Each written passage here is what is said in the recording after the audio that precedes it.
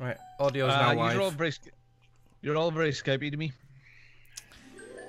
It's your crap internet. Welcome to Northern Ireland. Sorry, Mexico. Northern Mexico. Arriba. Oh, look, Santa Claus. Arriba, arriba, arriba! Okay. Yeah, we've got day. Christmas theme. Kim's seen it. Yep. And on our webcam boxes, there's snow on top of our cam boxes. All right, Right, tell me when you want the music. do it.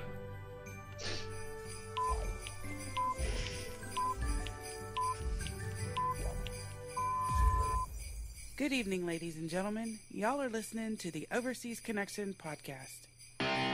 Shut up and sit down. Here we go!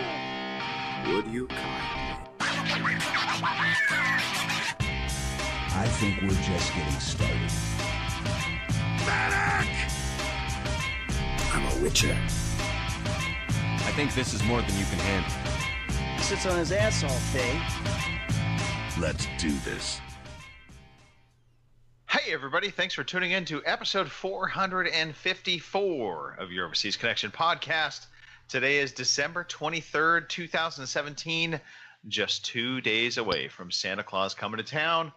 I am one of your hosts today, Greg DeLacy, gamertag Murphy's Law, OC_Murphy's Law on Twitter. And we've got a fun group for tonight's podcast.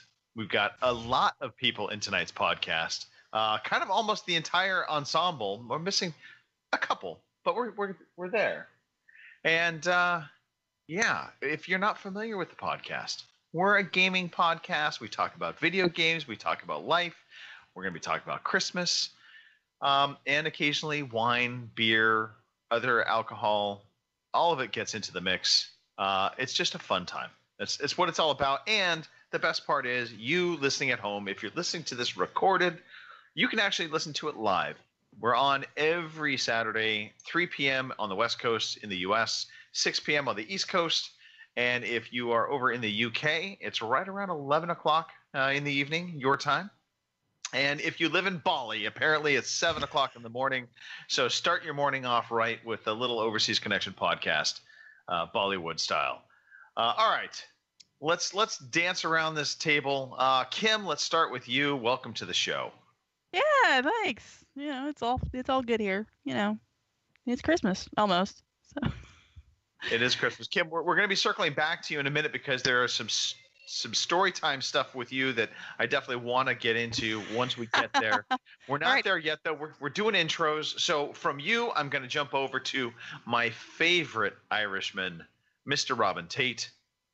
Hey, happy Christmas, everybody. Robin Tate at Bungo the Sane here. I am not in the mood in the slightest to talk about games whatsoever. I just want to talk about festive Christmas things and what we've been up to. And I don't care. I don't care what we talk about tonight, as long as we have a good time, because it's not often we have 5 hoods in the house. Yep. There's people there, you know, with their old chaps and their magic triangles. Who cares? We're all going to talk together. It's going to be absolutely wonderful. I can't wait for Christmas. It's kind of insane because it reminds me of, I don't know if you're familiar with the show The Brady Bunch, but the way this is all sitting on my screen right now, it's like The Brady Bunch. You guys are looking up and looking down at one another, and, you know, this is a story of a man named... Yeah, anyway. Also on the show, Mr. Richard Webster. Good evening, all. It's your favorite, never moody, doesn't argue with anybody. Real Rich Webster on Twitter, and Big Bad Daddy on most places where they'll have me, where I haven't been banned yet. Yeah, Mr. Non-Opinion himself, Mr. Webster. Yes. I don't have an opinion on anything. No, not at all. You are about as vanilla as it comes. Yep. I'm so laid back. I'm almost Canadian. That's the problem. Lastly on the show, spinning the discs in the background and drinking the Baileys, from what I understand. Yeah, back on the Baileys. This is my second glass. Mr. Mark Ryan. Slow down. Yeah, I'm not used to it. Like, once a year you got to do it, haven't you? Yes, Marcanic's on everything. So, Merry Christmas, everyone. Big show tonight, I think. What do you reckon? It is a big show and not a big show. Yeah. I mean, we next to nothing to talk about in terms of video game news. There's lots of new releases. There's a ton of there's no new releases. There's experiences though that we're going to talk about. There's Christmas stuff happening that we certainly will be talking about. And then, of course, life stuff, which leads me to story time and circling back to Kim. Mark, play me a jingle real quick. Everyone here loves story time, our favorite time of the day.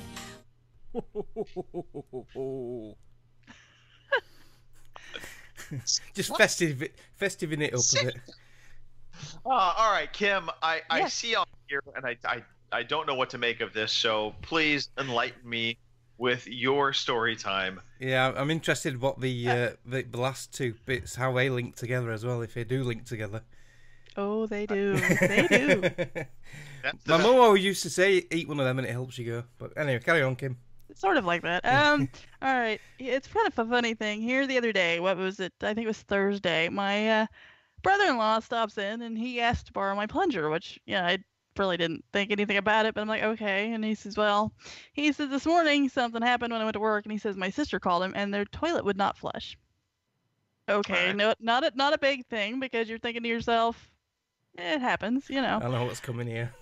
So anyway, so I didn't think anything of it, and he's looking at, he's talking to Tony and all this and the other, and we're talking about the toilet not working, and all of a sudden my little nephew Tony stops and he looks at my brother-in-law and he says, well, Mommy went in there the other day and I think she flushed an orange. And we're kind of looking at him because he's 4, Right. Is it a story? Is he telling the truth? What's happening? So, my brother-in-law Bruce looks at Tony and he says, oh, really? Mommy flushed an orange. And, of course, Tony being Tony kind of backpedals. And he's like, yeah, she flushed an orange. So we're moving the story along. And he goes down at the house and, of course, works on it and can't get it to work. So here there last night, they're kind of wondering if maybe, Tony's not telling the truth, that maybe there was an orange flushed, but maybe it wasn't Mommy that did the flushing of the orange. Right. So they get down there tomorrow and they have to take the entire toilet apart because they can't, whatever this thing Right. is, they can't get it to go through all the way. So they take the toilet up, and sure enough, lo and behold, what do they find in the toilet? A clementine, which is like a small orange. And Right. According to Tony, his story is that he went in there to go to the bathroom and he was eating a clementine at the time, and he was trying to flush the toilet, and in the process of flushing the toilet, he dropped the clementine as the toilet was flushing. So It happens with my mobile phone all the time, Yes. so Right. fair play to Tony. We had the Yeah. exact Yeah. same thing years ago when my two were little. I was at work and Jenny rang me up and said, oh, I'm going to have to call a plumber. The toilet's completely blocked. The plumber came out and found an apple in the U-bend. Ah. So exactly the same scenario, but different fruit. Yeah. Yep. Bloody Yep, kids, exactly. Kids, Yeah, Remember- but what I do like about the story is that Tony's first instinct was to blame Mom. yeah. Yeah. he just threw her right Yep. under the bus. Yeah, I think you know. my two Well, just I blamed hope you- each other. So. I hope you made the little bastard eat the orange. No. That'll But teach him. he's officially been banned from eating clementines in the bathroom. So, I would just like to throw out there, he never really should have been allowed to eat oranges in the bathroom. I'm with you on this, but, what can you do? Yeah, certain things shouldn't mix. Food Yeah. and toilet. That's a sure way to get yourself sick. Agreed. Because Yes. he's never done anything like that up here. Because at first we were all thinking that maybe he just flushed it to flush it, but no, it doesn't sound like it. It sounds like what he said. He was packing it with him, and he went to the bathroom, and one thing led to another, and he couldn't operate the little silver thing and the clementine at the same time, so something had to go. So by all means, toss the clementine in the toilet and then proceed to flush. Exactly. Fantastic. Yeah. All right. From that story, we will move over to your diagonal on my end. Mr. Webster, anything you would like to talk about, story time wise? Yeah, actually. Now, wait a minute. We have to preface this with that this will in no way entail any kind of opinion or strong affiliation from you. This will be completely vanilla, watered down, right? That's what we're going to hear, right? It will. Ugh. In Oh, fact, I got the coffee chocolate. Ugh. how are we going to do this, actually? Right, I want to show you something. Right. Okay. Oh boy. I don't know how this is going to work. I want to show you. Hey. Where is it? Rich, is this the first time you've been on since you became almost happy harried? It is, isn't it? Yeah, it is actually. Yeah, you're right. Yeah. You need to talk about that. Yeah. That's a good story to have. You're right. Carcassonne. It is. Carcassonne, baby. It is. I do see the mustache is coming back into fashion with you, by the way, as you're looking for this. No, Yeah, I just haven't nice. shaved for about 2 weeks. Right? That would be like a month worth for me. There we go. Right. This is a funny video I want to show you. Oh, this is going to be interesting. See how this will play. Yeah, I don't know if it'll come across on the old stream very well, but we'll try it. We'll try it. You know what I mean? Life is about trying things. It's all about trying. Now, hold on. Can you hear this? Okay. Yes. Okay, I'll do the video as well. Uh-oh, This is I'm going to be getting sick. weird. Right, are you ready? Okay. I'm ready. Okay. So let's do this. Let's We're do We're this. doing this live. Okay. It's Paul. You know, a lot of people ask me after a long day of voiceover or writing or doing all those creative things that I do, how do I relax? Well, like many other Americans, I come home and I pet my dog. You see, petting your dog is one of the most relaxing things you can possibly do. It releases a hormone called oxytocin, which reduces stress. Also, it lowers your heart rate and it lowers your blood pressure. Plus, people who pet their dogs are 5 times more likely to live longer than people who just have cats. Plus, the dogs like it so much, and it's a nice bonding experience. Throw the dog. Throw the dog. Please throw the dog. For those that are just getting audio, this dog was literally trying to bite this guy's hand off the entire time of that video. That was brilliant. It was a large rat. Right? Yes. Yeah, calling it a dog disingenuous. Like many Americans, I like to pet my dog. Destroy his hand. So that basically describes my week, really. Okay. The dog Yes. was destroying your hand. Yeah. Cheers to you. Cheers to you. All right. Let's. Yeah, Duke let's knows talk all about the most dogs important destroying thing, hands. Rich. Most importantly, let's talk about the engagement. It has happened. You are now on your way to ruining your life. I mean, being happy Yeah, forever. have you said goodbye to all your friends? That's why I've come on the show tonight, actually, to let you know. Right. This is the last time. No, it's great. She's downstairs now making me some honey roast ham for tomorrow. So Yay. you've got to keep him mean to keep him keen. That's the idea. That's where I've been Treat going them on for the mean. last 20 odd years. Then. Treat them mean to Yeah. keep them mean. As Mark said earlier, that's the right place for them. So, and I totally disagree with Mark. I think it's a horrible opinion to have, Mark. It really is. The opinions expressed in this podcast are not those of myself, Robin, Oh, me. Rich, Oh, me. Kim, just Mark. Yeah, you see, like, I'm a modern man, you see. Like, I don't think a woman should only belong in the kitchen. There is another room she's allowed in as well. That's just my opinion. Do you know what I mean? Okay, so right, yeah, you're digging a hole, right? So, did you take any? Did you take any of our advice? Did you No, take any actually- advice? You know, when about asking her how to marry you and or would she marry you and stuff like that? There, or what did you do? Yeah, let me tell the story because I'm not actually that much of a cunt. I know I seem like it on like Twitter and stuff, right? So I've been with my girlfriend now for coming up for 3 years, I think. Yeah, 3 years, and I've spoken to her every single day for the last 3.5 years, without Okay. fail. Right. We went to try, the try 20. we went to the south of France for our Christmas holiday this year. So we went for like 4 days. We went a couple of weeks ago. A place called Carcassonne, which the game is named after. I thought this place was named after the game. Is that not right? No, sorry. the place is very old, mate. Yeah. Medieval. So it's Are like you a- sure they didn't build it when they got that board game and they just Yeah, built that's it? what- that's what I heard. You know? Yeah. I say the game's pretty old. I mean, what was cool was they sold Carcassonne board games in the castle like gift shop. So that was quite cool. So we were in Carcassonne. For those who don't know, it's a medieval city. It's got this massive castle, this amazing castle walls, really old historic French town, lovely river and stuff. And on the first day, we went to the castle and we were on the ramparts of the castle, the outer wall, looking out. It was that kind of weather where it was like just moments away from snowing, and it did snow later on. It was very dark, very cold. We were there just alone on these walls, and I got down on one knee, and I pulled out this ring, and I said to her, I want you to always be my co-op partner. I want us both to binge watch shit on Netflix and eat crap till death do us part. Fucking William Shakespeare couldn't have done it better. No, not at all. And she said yes.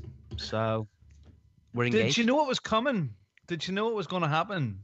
She said afterwards that she could tell that I was being weird because I was like, right. Hold on. Whoa. Weirder. Yeah. Something else was more weird. Because for like 5 minutes before, I sort of saw that place. As men, we sort of like, we see something and we're like, right, that's it, and then that's all we can focus on. So I knew for like 5 minutes before, that's the specific spot where I want to ask her. So then we got to there and we were looking over the walls, and then I got like dead nervous. And she was like, right, should we go and have some food? And I was like, no, let's just look on this side of the wall a sec. Right, let's go. Let's back over that side a second just to have a look. And then I just sort of like stood there like, and then just got down on one knee. I was like, all right, let's just do this right here. And she said, disappointed. She said, yeah. And then we went into the castle town, this medieval town. It's like all these tiny little buildings and stuff. And then we had our French meal. And then as we went out and got a taxi back to the hotel, it started snowing. So it was very nice, very romantic. Lovely. Very romantic. Yes, Yeah. very Lovely. romantic. The idea is basically find someone, right? Find a person who will absolutely put up with your shit and don't ever let them go. That's the tip. That is a good premise, in theory, to follow. Yes. I plan on keeping my wife, but she absolutely will not put up with my shit. But Rich, congratulations. That's, I think, the biggest thing that we should be saying is congratulations. Thanks, mate. I mean, it's about time I got married, for the first time. It's a good time to get married now. Get the first one out of the way while I'm young. Wrong way to approach it, Rich. I'm just saying, again, don't let her hear you say that. Rich, what did you know? What did you say? What did age? I'll translate from the Irish Mexican. What age are you? What age are you? Yeah. Well, in about 40 minutes, I will be 32. Oh shit! Yeah, Christmas that's Eve. right, you You're are a Christmas Christmas Eve baby. boy, aren't you? Yeah. Yeah. Yeah, so I'm currently There you 31. I'm 32 by the time this show ends. I got 40 minutes, 41 minutes, Rich. Congratulations and happy birthday. 27. So you're an old fella now. I was married when I was 27. You were probably married quite young as well, Mark. Yeah, well, I met Jenny when I was 18. We had a kid year after, and married at 23. I've been married 25 years in April. Wow. So, So you're getting your letter from the Queen soon as well, but aren't you? yeah, feeling old now. And his bus pass. And I'm a granddad. Now there's only one person left on this podcast that we have to get married off. Just saying. Yes. Unfortunately, Chris Hemsworth's not replying to any of her mail. That's right. No. We've been trying, Kim. Restraining order or something. God. That's what that document was. All right. Well, Rich, again, congratulations and pre-happy birthday. This has been a very busy month for you. It has, mate. It has. Although in the chat, someone has said that since I've revealed my age, everybody else should also reveal their age. I think that's a good idea. Right. Well, look, it's not exciting when I tell everybody I'm 21. So there's that. I'm 6 months younger than Greg, so whatever Greg is. Right. So that means I'm 20. Robin's so old. He's Based trying to on figure it out. He's like, I am 48 years old for another month. Yeah. So am I? Mark's the oldie, isn't he? Mark's the old No, fart, I'm yeah? 47. I'm 48 in May. Yeah. Greg's Robin, older, I- Greg's 6 months that's you, older than Robin. me. You're the oldest, Robin. I'm the old. I'm Yeah. the old fart. Mm. Oh, how can that happen? How can I be the oldest person in the room? That can't be right. That Wouldn't can't you be be the right. wouldn't you be the oldest person in most rooms? I'm only messing. Yeah. Mate. I'm only messing. It's getting that way. I'm now Mister. Hey, Mister. No, Yeah. It Hey, was Mister. Yeah, it's funny. Just in work and everything now, you know, I remember it was starting out in my career and my jobs and looking at guys at my age going, those old farts. And now the young fellas are coming up behind me, snapping at my heels, and I am now the old fart. So, but the thing about it is, when my father was my age, he was an old man.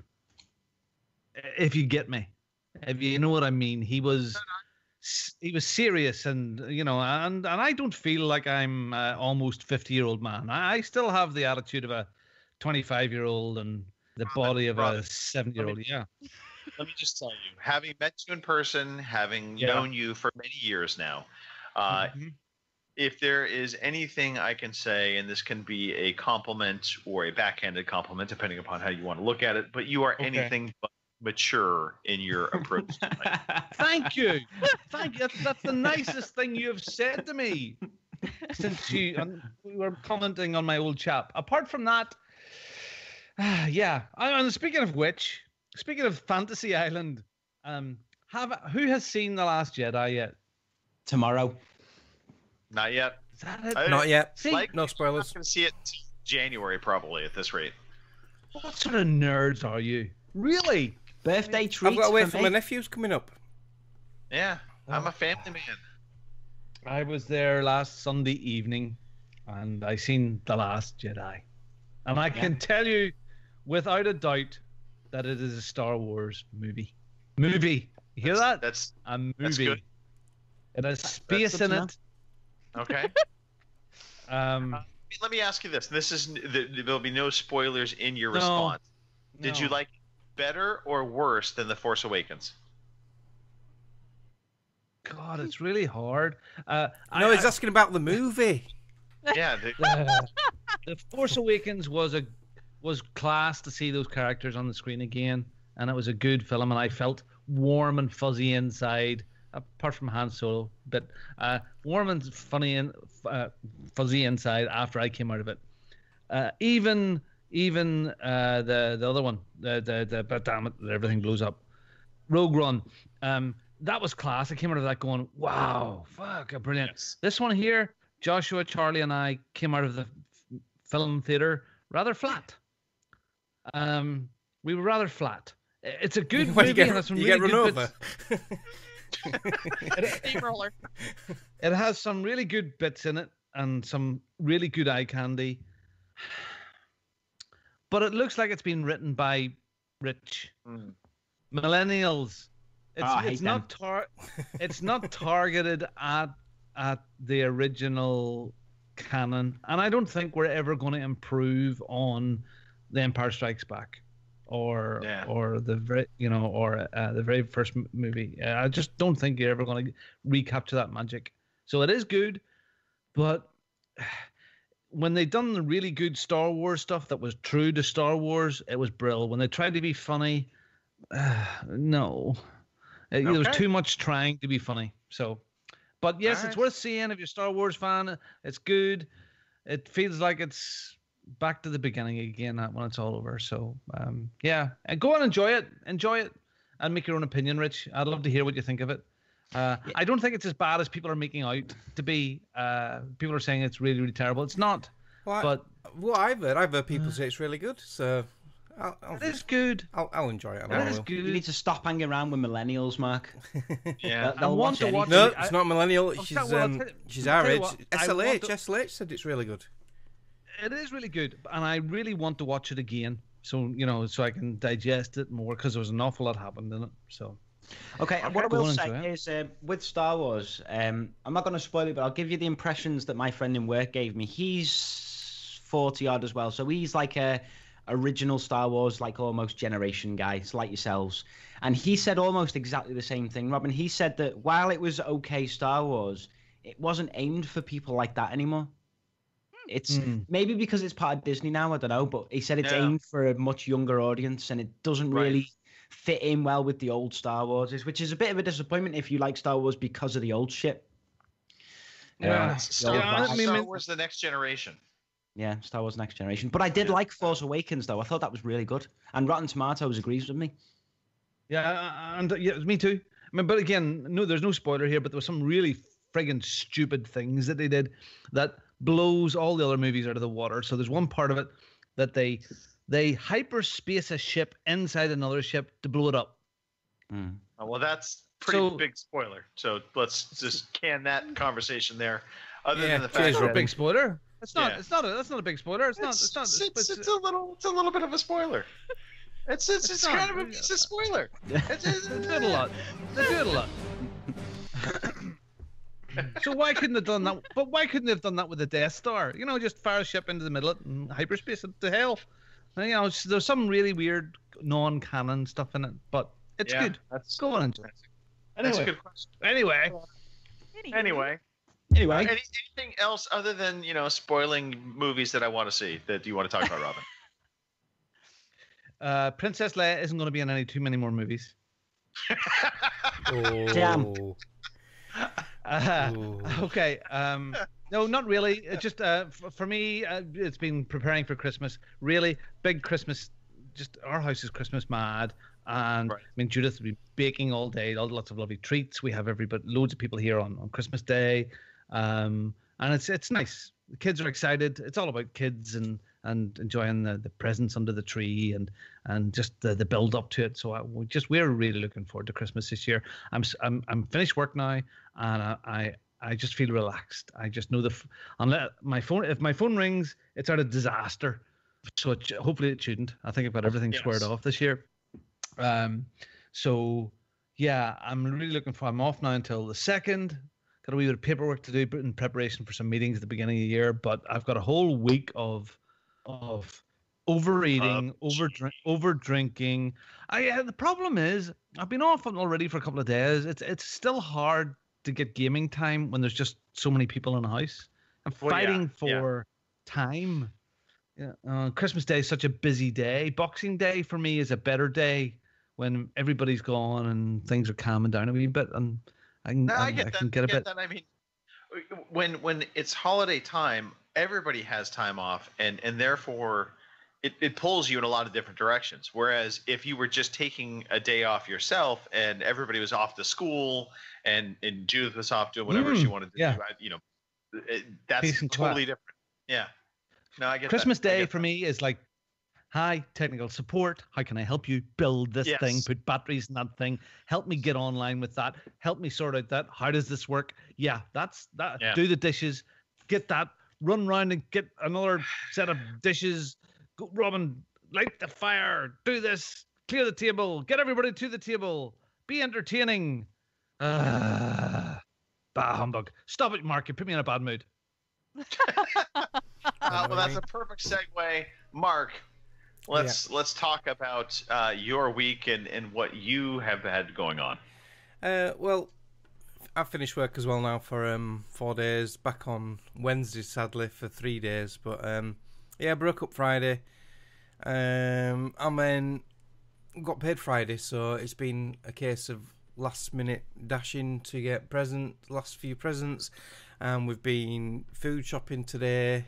But it's still not over. We've still got some more to get tomorrow, all the fresh stuff, the salad and the fruit and whatever.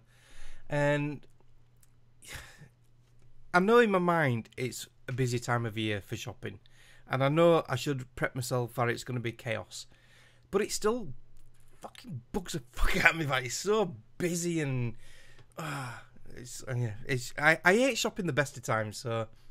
Yeah, so... I hate it. And I know maybe it was the situation you got paid, that's when you had to go and do that. But for love nor money for the past week, I mean, I was down through Belfast on Friday, and it was friggin' crazy. It was just stupid, and for love nor money, you could not get me into town today. I wouldn't have went anywhere near it or any time over the last week, because it just looks like the world is about to end on Tuesday, because there's a shortage on Brussels sprouts. Judith has overbought Brussels sprouts. We're going to be farting all the way to the new year. There's so many Brussels sprouts in this house. It just seems crazy. There's just so much stuff bought, and I am so happy that right now there's 3 presents to wrap. All the other kids' presents are all wrapped. They're all hidden away. It's usually a Christmas Eve mad rush for us, but we're all set, all done. Bit of prep tomorrow and a nice quiet evening tomorrow night. But just the thought of going into town. Who was that I've seen on Twitter today or on Facebook about? It was one of my friends were saying they seen 2 guys beating the hell out of each other over a car parking space. And that just why at this time of year? Please, come on. I have to admit though, it hasn't been as busy today than it was yesterday. Apparently, my mum went shopping yesterday, and she said it was absolutely insane. I think today a lot of people have putting it off till tomorrow morning or tomorrow, because with Sunday openings now over here, I don't know if it's same in the US, but all the shops are open, all the supermarkets are open Sundays anyway, and we'll make most of our money tomorrow. So it wasn't as bad today, but it was still bad enough to put me in a foul mood, which doesn't take much when we go shopping. And to top it off, Jenny wanted to take Mia with us to go shopping. Lovely. So that was okay until she got a bit bored and tired, and we were sat in McDonald's having his dinner, and she decided to run off. So that was quite fun and entertaining. Mark, you know what you should do?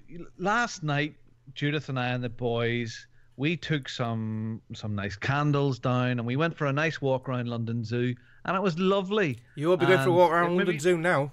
Yeah, we just had some nice candles, and we walked around London Zoo with all the boys. And so it's your fault. So maybe tomorrow you should go to London Zoo and then have a wander around there. It was a nice restful day. What happened? Did London Zoo burn down or something? Yes, what's going on tonight? Yes. It burned down. Yes. Yes. It went on fire. It's closed. Sorry about that. What's funny is I'm listening to you guys talking about your Christmas and kind of the shopping experience, and it is very different here in the U.S. Mark, you're talking about the shops are now open on Sundays. The shops are always open on Sundays. Well, they have been here for quite a while, but it's but even up in Boxing Day now. Which we have stores literally now. They normally were like open from 9 a.m. to 10 p.m. at night. Now I've been seeing stores announcing they're going to be open 24/7 leading up to Christmas Eve. Oh goodness me! 24 hours a day they are open. I feel for the staff who have to work it. Yeah. Oh yeah, totally. Mark Rich, in England, now this is sort of the old the politicians over here, but on a Sunday over here, which is tomorrow, that's correct, Sunday, big box stores aren't allowed to open until I think it's 1 o'clock over here. That's sort of it's a law. I mean, small shops can open, but your big department stores, stuff like that there. They can open. They can open at they can serve at 10 a.m. I think some open at 9, but they don't open for till 10. But if you open at 9, you have to shut at 3. And if you open at 10, we have to shut at 4. They're only allowed to open for 6 hours, I believe. Is that right, Rich? Oh, okay. I know most of them around here are all 10 till 4. So we're going to go bang on 10 o'clock in the morning. Yeah, there'll be shops open till 10 p.m. tomorrow night. I guarantee it. They will be open way late. Yep. Yeah. My young lad's his part-time job, and he's working all around. It was started as a Christmas job last year, and they've kept him on. But this is crazy again this year. So he's been in 3 nights this week. 3 nights, maybe 4 nights to 11:30 at night. And it's like a little supermarket. It's like one of these frozen good places, it's called Iceland, funny enough. And it's all free, like a freezer place, all freezer stuff. And Josh is saying like the people are just coming in and just clearing stuff off the shelves and the trolleys if nothing's going to be there next Tuesday or Wednesday. It's like there's going to be no shops open for 2 months. People just piling it in. So Yeah, we're well, not I'm bad. all right. Definitely not I've the been to US. I've been to my Patriot Supplies, and I've got my emergency rations just in case the shit goes to the fan. I've got 90 days of rations for my family just in case, and you just never know. The Tuesday mightn't come. Yeah. So yeah, 10 o'clock tomorrow morning. We just got to get the fresh stuff, the salad, and Right. the bread, usual stuff. So it should be quite easy and quick tomorrow. Hopefully, I think we'll be spending more time queuing than we will be shopping. Yeah, but I when will that's be done- doing the same thing.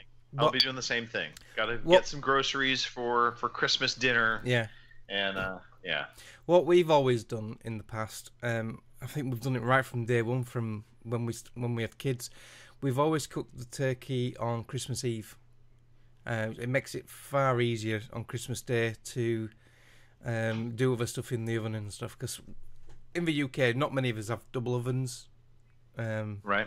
Like you guys in America, I know you got like ovens everywhere. You got ovens in every orifice, haven't you? But We don't have it. We don't have a double oven. oh, don't Did you? you not? Oh Me wow! neither. Right, okay. No. Yeah, it's just must be these TV programs you see them. But yeah, so we've always cooked up. We have 4. Yeah, Yeah. yeah. You will have Robin. Sorry, it's a big Aga style thing. Oh, yeah. 4 oven. Isn't it? Yeah. Yeah, so we always cook our turkey. Well, we usually get a turkey crown now. There's only a few of us, so that gets cooked Christmas Eve night, and then not everyone comes round now. But yeah, my mum's coming Christmas Day. Jenny's sister's coming around Christmas Day, so it's going to be a nice quiet affair. So let me ask this. I obviously know what you're eating, Mark, for Christmas. Rich and Robin, is turkey kind of a mainstay for Christmas for you guys as well? Yeah, yeah. Yep. We changed last year. We've actually went to like supersized chickens. They're like I think they're called chunky chickens. So yeah, I like turkey, but the rest of them are just all about right about it. But these are like friggin' alien chickens, which are 3 times the size. And they're easier to cook and they're easier to manage, and everybody eats them. We still have the stuffing. Sadly, it's not stuffed inside the vagina of the turkey or down its neck or its throat. So maybe some of the flavors aren't just there. But we do different flavors of stuffing and stuff like that there. And we do, but so chicken, turkey, All tomato, tomato. You know, it's not that much difference. I miss the big turkey leg. That's an American thing. Gordon, Yeah, it is an American thing. You would have seen but that if so- you were in Disney. In Disney, walking around with a we'll get Captain to that. Kidman. Yeah. We'll get to that in a second. But for a difference of view, Kim, what are you having for Christmas dinner? Believe I it or bet not, it's not turkey. it's not turkey. We're having chicken. Chicken. Okay. All right. Yep. Yeah, we did turkey for Thanksgiving, so Yeah. Yes. Yeah. Yeah, we do turkey for Thanksgiving as well. We are having prime rib this year. There will be no turkey happening at our house. Tell me, Americans, tell me, do you know anybody that does the big barrel of fat and they Deep fry a their full turkey? Yeah, I've seen that Kim one. knows. Yeah. Yep. Yep, That- we've done it a that's few a years. thing. Yep. That's Yeah. a thing. Yep. Also, leading cause of house fires.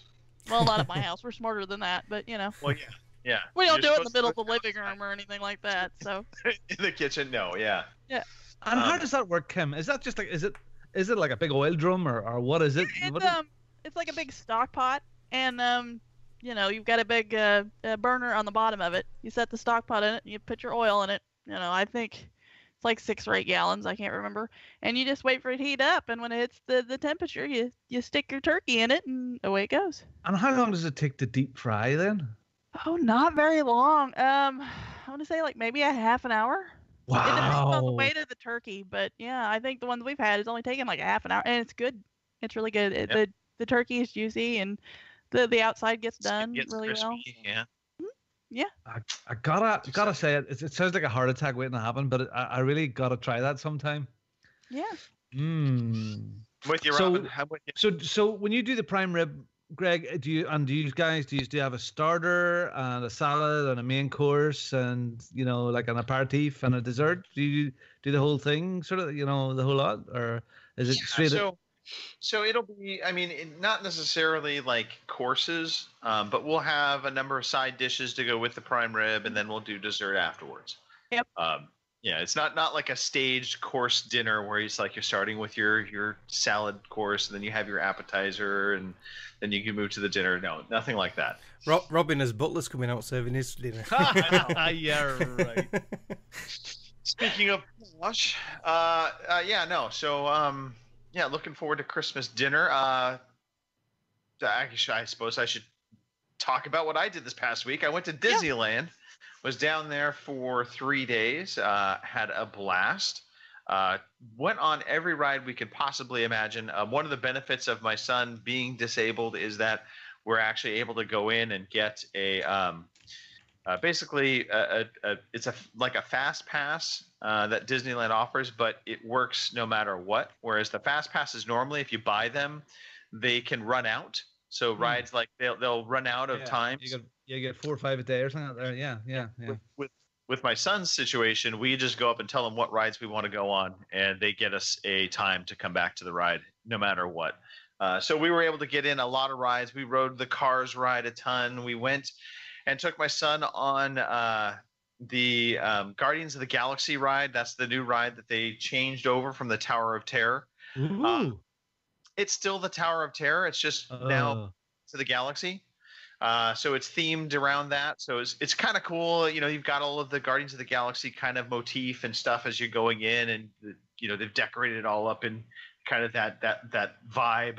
And then you get into this car, and it I want to say it's like 4 or 5 to a row, but they're like 5 deep and they're stacked, almost like stadium seating. And then it shoots you all the way up, and then it drops you, and then it brings you back up, and it drops you, and puts you back up. And the whole time they're playing like some good 70s like rock and roll kind of music as part of like the Guardians of the Galaxy vibe. So it's a great ride. My son didn't take to it all that well. You put Colin on that? I can imagine. Jesus Christ. Please tell me you didn't put him on the rock and roller coaster. Does that amount to child abuse? Yes, did go on the Matterhorn, by the way. But no, so we got up and he actually liked the bouncy parts of the ride. But the problem was we had eaten about a half hour earlier. So when we got off the ride, suddenly Colin started giving us the notion of, I just might throw up on you. So luckily he didn't throw up, but we at that point decided there will be no more drop zone like rides for him in the future. We'll keep him on. Yeah, Space Mountain. Yeah. So did you? We did Space Mountain. Space Mountain. Brilliant. He loved it. He loved it. Yes. And Rock and Roller Coaster. Rock and Roller Coaster. That's Disney, isn't it? Yeah, it is. Yeah. That's cool. That's a good ride. Yeah. So do you have the same rides in Florida? What they have in California? One. Mostly. Right. Mostly, but there are differences in both. So, I mean, I would have loved to have went when I was there, because just to see that's where it all started, just to tick that box. But this year it didn't work out. So did they have it all Christmased up? Yes. And so they transformed the entire park. Everything gets transformed into a Christmas type theme. So even the rides themselves are all decorated out and done up. So like It's a Small World is a very famous ride within Disney. It's a very tame ride, but it's all Christmased out. It's class. I love it. The Haunted Mansion, it transforms from being the standard kind of Haunted Mansion into a Christmas themed Haunted Mansion. And then just as you go downtown Disney, or the main drag of Disneyland, they have the main street that leads up to the castle, and the castle is all decorated out in Christmas lights. But they do a fireworks show at the end of the night, every night in Disneyland. There's always fireworks. Yeah. And what they end up doing is at the very end of the fireworks show, they make it snow on the main street. Yeah. Fun, yeah. It's a very cool experience. And one other thing I need to show, and this is for those not on our podcast team, because I think you guys already have seen this from me, but I happened to come across the ultimate thing I had to buy. It was a complete waste of money, but let me show you. Hold on. And now Greg is moving to the back, and here he comes to the front. That is great. In the picture. Great audio podcast. Great. And here we are with Greg DeLisi coming back again. He is now putting his headphones back into his ears. And there's one headphone in and another headphone. And now he's back, people, on the radio. So this... superb. I want it. Is a posable AT-AT walker that is... See if I can get this to work right for me. Two of the best things in the world. A popcorn holder. Yeah. Star Wars and popcorn. Get out of here. Yep. And did you get a Vader helmet as well? One. No, I got a TIE Fighter. Oh, TIE Fighter. All right, okay. Yeah. So I got a TIE Fighter and an AT-AT walker, all for the small price of $40. Right, pop quiz, right quick. Who knows what TIE stands for in TIE Fighter? Ooh, that's a good question. I know. Oh, I heard this. Something. I don't. I forget. I knew this, but TIE Fighter Tactical Intermediate. Like Tyler Durden. Twin impulse engine. There you go. Okay. And if that's wrong, blame Jason Johnson. All right, I blame Jason Johnson for a lot of things. I'm sure he said that once on the Games Run, and it's always stuck in my mind because I always wondered what TIE Fighter stood for. So Greg, was the popcorn good? Because damn, you have some good popcorn. It was actually, it was not great popcorn, but it was great at the time because we were starving. So, yeah, there's that. But yeah, so Disneyland was fantastic. I think I kind of like the, because we did both parks. So there's Disneyland and then there's California Adventures, which is a separate park, but it's all part of Disney. So you can either get a multiple park hopper ticket to go back and forth, or you can go to one park or the other. We always get the hopper ticket so we can go whichever park we want. I like California Adventures. That's where the Disney Pixar stuff is. That's where the Cars ride is, which is one of our favorite rides to go on. And then they had a new ride there. It's called Soaring Around the World, which to describe it, basically you get into these suspended chairs, and it's you're kind of like 4 deep, and they have rows, and what they do is they then you rise up off the floor. You go up about probably 30-40 feet up into the air, and all of the chairs get staggered out, so nobody's in front of you anymore, and you're in front of this gigantic IMAX screen.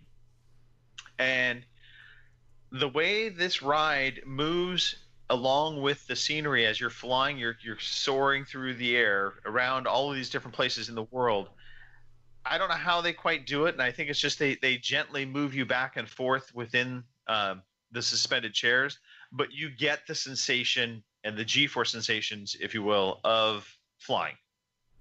I was on they have that in Epcot in Florida, or a version of it. Maybe it's slightly older if this is new now. So a few years ago I was on it. So yeah, it is class over the fields and landmarks and class. They had these fans blowing air on you, so I think that helps with the sensation of flying. And at first I turned to Cindy, I'm like, I kind of wish they'd turn the fans off because it was a little cold. And suddenly, as we're flying over these tropical islands, I'm like, it smells like the beach. And sure enough, they sense some of the stuff coming down. So when you hit 4D. different areas, it was pretty awesome. Disney and Universal and all, those big parks, but especially Disney, they do it so well, and the staff are so nice, helpful, smiley. You'll never see a piece of litter. Anyway, it's just, if you've never been, if you ever get the opportunity to go to a Disney park, because it's such a wonderful, it is the happiest place on earth, and at Christmas time even more so. And I am happy to say I did not come across one loot box while I was at Disneyland. So I need to make a quick amendment to my last thing before I get every Star Wars fan in the world emailing me. It stands for, damn it, I knew you were wrong. Yeah, it's Twin Ion Engine, not Impulse. It's same thing though. Yeah. No, I'll get a load of letters now saying Ion is not the same as Impulse. Impulse is from Star Trek. Ion is from... Yeah. Anyway, all right. So that was me. That's it. Let's move on. Let's talk about some games we've been playing. Because I think that's probably is this a gaming podcast? Gaming podcast. Well. Oh, right. Is it? Oh, okay. Let's have a different jingle this time. Today I feel like playing computer games. Today I feel like playing computer games. Oh, I like that. That sounds like Stan. It does actually, doesn't it? Yeah. All right, let's talk about games.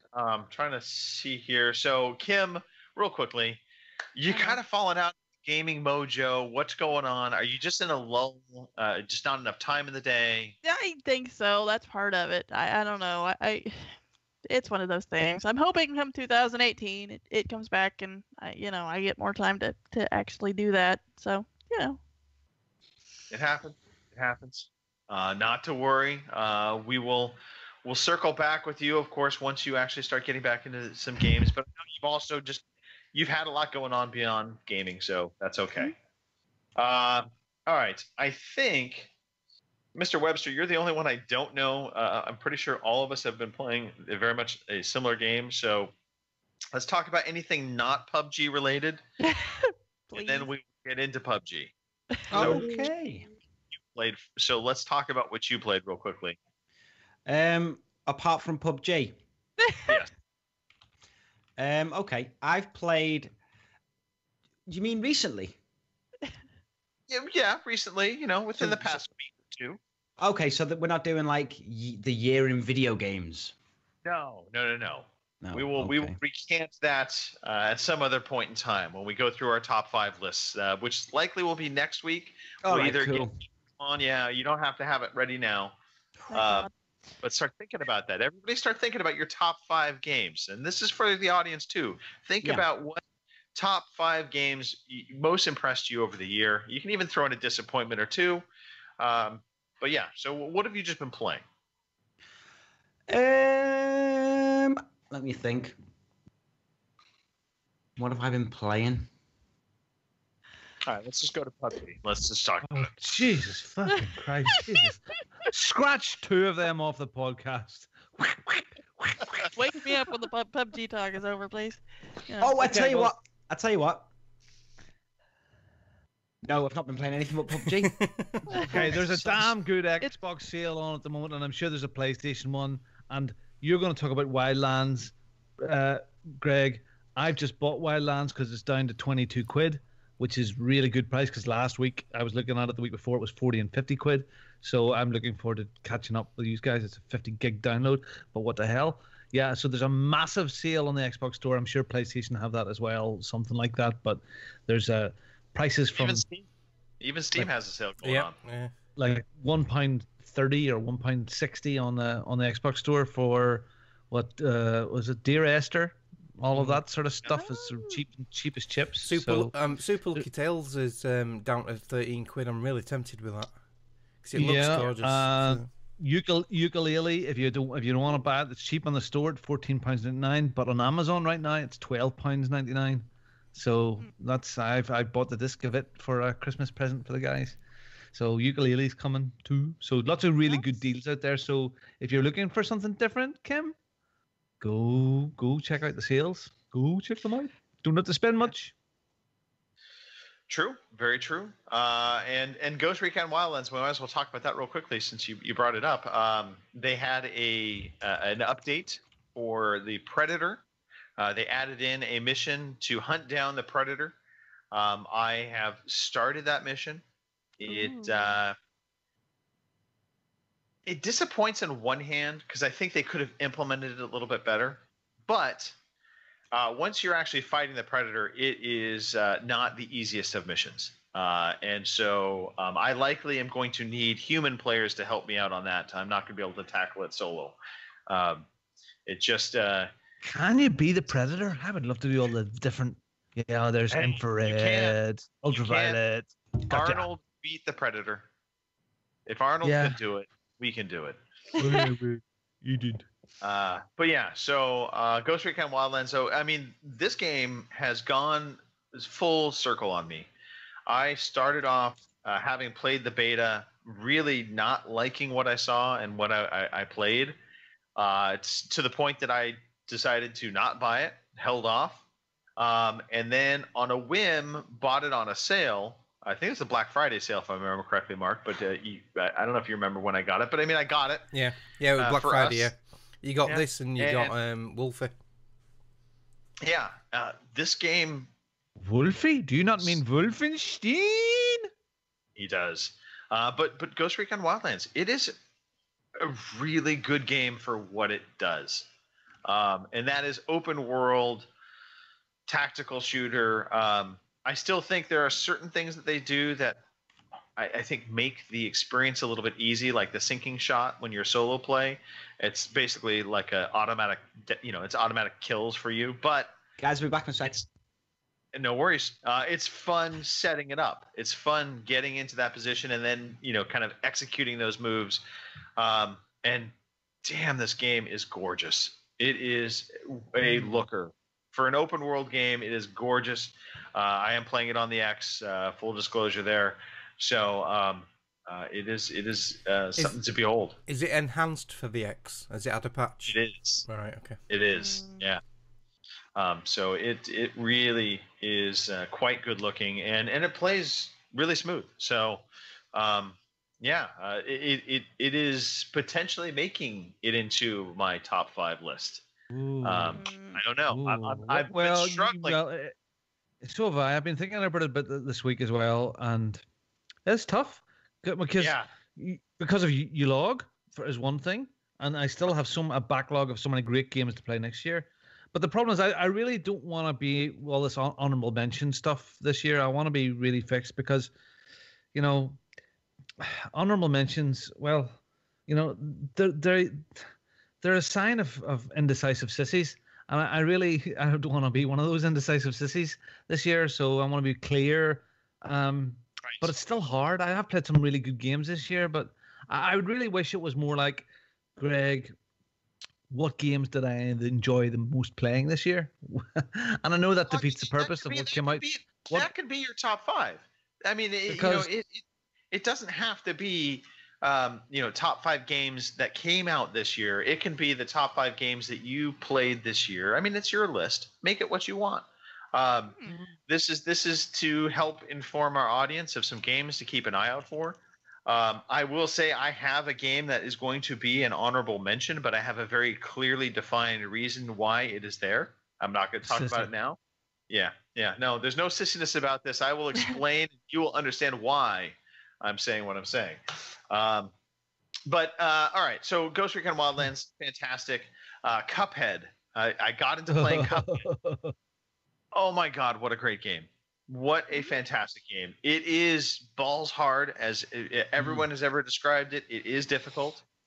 But what I found is, it is learning patterns. It is all about getting patterns down to beat those bosses. But it is one of those games where as soon as you die, you can fire it back up and get right back into it. Yep. Kind of like Trials Fusion, where it frustrates you, but you're able to just start it back up right away and go back into it. And the boss battles themselves, at least so far, haven't been overly long. I'm sure they will get longer, and then the penalty for dying is going to feel a little bit more punitive. But right now, really enjoying it.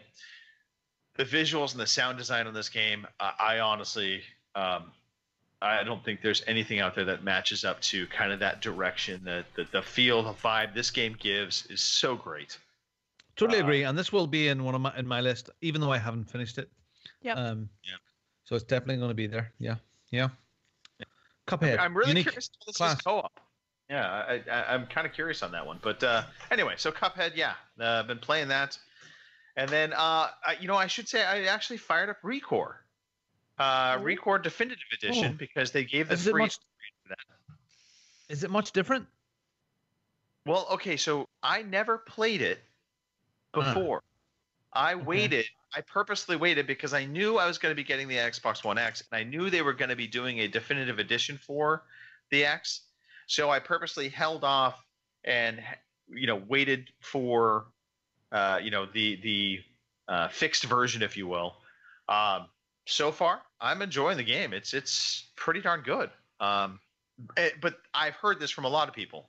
The first half of this game is really good, and then it got a little punishing and difficult, janky towards the latter part. So I don't know what to make about that. I haven't finished it out yet, but what so far, I've enjoyed. I've had a boss that I just can't get through, and maybe because I'm crap at games, but I've seen it there. It's sitting ready to run, but I haven't been brave enough to fire it up again. So I must do that and try and do a comparison. Yeah, it would be really interesting to hear what you have to say, comparing what it used to be to what it is now, because my understanding is they've added in HDR lighting, they've added in basically the increased resolution to the game, and then they also added in a bunch of basically kind of systems to make the game, for lack of a better way to put it, complete. They added in the one robot that was missing. They have tweaked some of the difficulty curves and also some of the way the game, I think, works in terms of game mechanics. So have you got to the little yellow robot that jumps on? You jump on and sort of grabs onto rails. Have you got like I think it's the third robot? Have you got it to him yet? Yeah. So it was really okay. Well, it was really good for me up to that point, and it started to get a bit janky at that point. So it'll be interesting to see if it turns into jank from that point on for you. So, the annoying things for me about it, Greg, were the enemies that constantly respawned. So like literally you kill these enemies that popped up, you turned your back, you turn back around again, and they respawn again. That was a bit annoying. Now, that would be frustrating. I can see that. But it just felt to me like it was unfinished. So maybe it was rushed out. I think if they admitted that it was sort of rushed out, so maybe they've got the opportunity to do it. It's a pity because from an average game, it sounds like it's maybe improved to a really good game. So I will go back. I'll do that. Yeah. I suppose the only other thing, Mark, I'll do my Wolfenstein bit because it was just quick. In between PUBG rounds last night when I was waiting for Greg to appear, and he was on and off and on, off and on and off. I thought he was Amsterdam. I played some more Wolfenstein, and just it still blows me away the looks of this game. I still think that it's like I can't wait till I get to the next cutscene because the cutscenes are so brilliant, and the gameplay in between is quite good. But the story and the cutscene part of it seems to be better. It's weird. It's such a beautiful game, and it plays really, really well, and it plays as good and better than the last one. But it just seems quite similar, and the gameplay doesn't seem to have adjusted that much from the first one. And then again, what should I expect? Because it's another Wolfenstein game. It is class. It's beautiful, and it will probably be up there. But I want to try and get it finished before we do our end of year roundup to see how it finishes off. So, Robin, it's interesting that you brought up Wolfenstein, because Fraser was on the Game Punchers annual podcast, and burn. But they talked about Wolfenstein, and I don't know if you remember, but Fraser was fairly negative about Wolfenstein on our podcast. Yeah, well, yeah. He's come almost full circle on that now. Good. He said later in the game, it does some things that really has him coming back around on it. And so I'm excited for that too. Last night I got to the clip what they showed in the trailer, which was in the milk shop. Yes. The milk shop. So I've been through that scene now and where that scene ends up. And it is very, very, very good. The characters in it are fabulous. The character, the character development and the sort of the bit of a backstory to it, and little small things like, when you set the controller down to do something else, the characters in the background, they all do something, and they do something for I think I mentioned before there was a chess game going on behind a big doopy guy with a funny head, and the sciencey mad professor fella. And I sat and watched it for about 10 minutes, and it kept on going, and they argued over the chess game, and they threw the chess pieces all over the place in a rage. Then the big guy went to pick them up, and there's just so much depth in the stuff that you would maybe never see because you just rush past that. Every character, if you stand and listen, they've got interesting things to say, and you stand and watch them, interesting things to do. And yeah, it's a game made out of love. Really is. Yeah. Good Yep, team. absolutely. So, Mark, GTA 5, I see you've gotten back into playing that on the PC, if I'm not mistaken. Well, a bit of both, really. And I might get sacked off the podcast for this, but the difference between the PC version and the Xbox version is like night and day. It's quite unreal, really, how different they are in graphically and playability. The PC version is far superior. It is so gorgeous. It's untrue. I know. I don't want to say this. This is where I'm going, but it's okay. Because what I did was, there's a new challenge in it with the latest DLC called the Doomsday Heist, where you can get a revolver, which you also unlock for Red Dead Redemption 2. So I thought, right, I've got to have this because that is one game we'll definitely be getting anyway. So I did it on the PC version. You get a random email with a treasure map, and you have to locate where it is in Los Santos, and then it leads you to some other clues, and you get the revolver.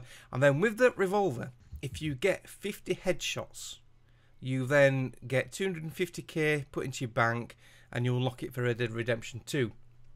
Now, doing this on PC was quite easy, because you aim with a mouse. Your favourite thing, Greg, you aim with a mouse. Aiming with a mouse is easy. Yeah. It doesn't take a lot of skill. And what I did was, I had my 360 gamepad with me, so I used that for my driving, but for my character, I'd use keyboard and mouse. And the headshots were quite easy to get. And then I thought, well, I'll be getting Red Dead Redemption 2 on the Xbox, so I'm going to have to do this again on the Xbox, so it should be a piece of cake.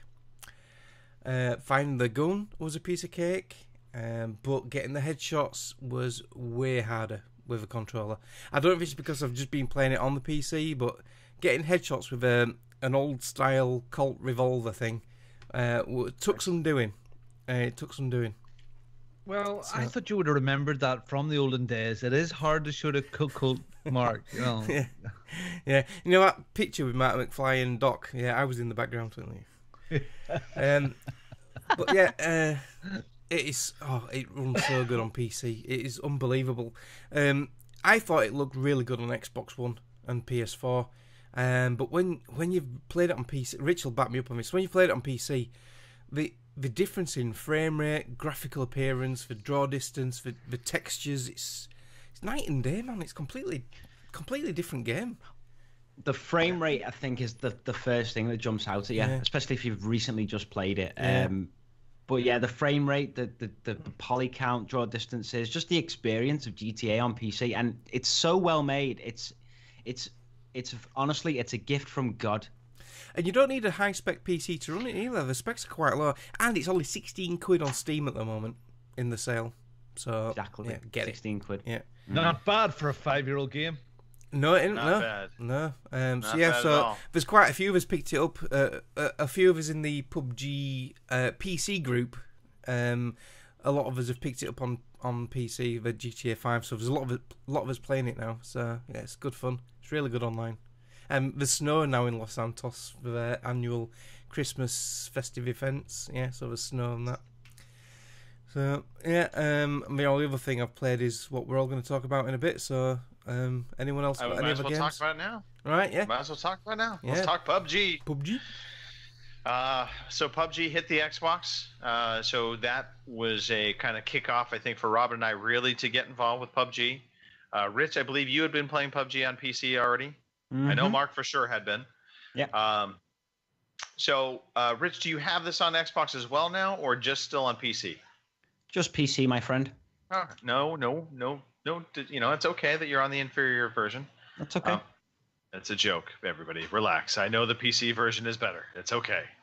But yeah, so I mean, the PUBG craze, you know, is kind of, I want to say it's been reinvigorated within our group of friends because it's now on Xbox. We've got more people talking about it.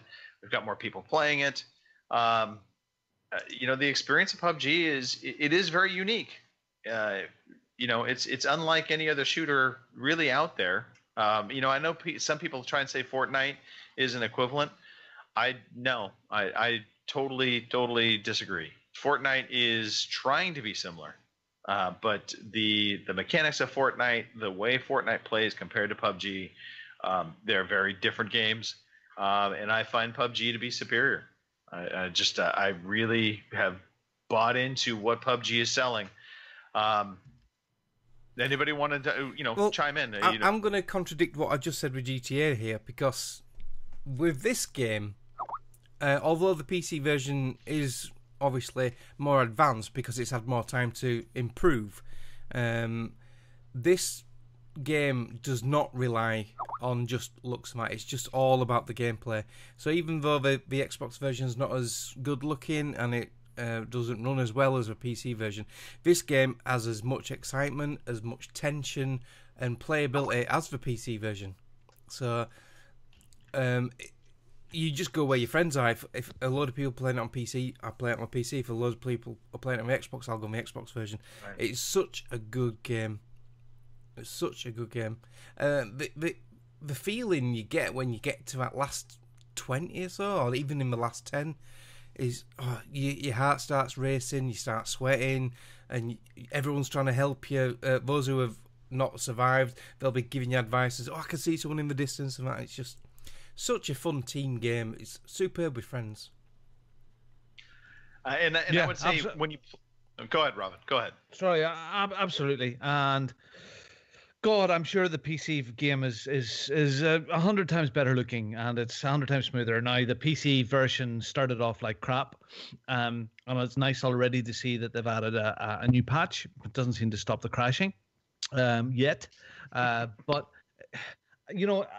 it has something magical about it. I was playing with Fraser a bit last night, and Stan, and a couple of randoms that jumped in because Greg was off drying his hair, and there's just this class feeling of you're sort of looking out for each other, trying to work your way across the land, and it's a real teamwork effort. It doesn't matter that it doesn't look as good, but there's something magical about the gameplay that I've only ever experienced in recent times, and I've said it before in Sea of Thieves that night that we had, Mark, with Nicole. Yeah, that was really good. Yeah. And it's like every time you drop out of the plane, unless you're playing with Stan because he drops into the busiest place ever, that's right. That's youth for you. But every time you drop, it's like a completely new adventure. You just don't know where it's going to take you, or what's going to unfold, how many baddies are going to come your way, and on foot or on car, or are they going to be hauled up somewhere, and you have to work your strategy out of what you're going to do. It's brilliant. It's freaking awesome. And it is a completely different game. Totally different game, playing it solo. Yeah. It needs really to be played as in a group. There's even differences between PC players and Xbox players, because the Xbox players are quite new to it and learning the ropes and that. On the PC, you wouldn't dare drop in at the military base unless you know for a fact you're good at shooting people and you're up for a fight. But me and Fraser dropped in the military base a couple of days ago. There was no one there. We had all this loot to ourselves. It was awesome. We waited there, but we was lucky with a circle, and we got right into the last 15, I think.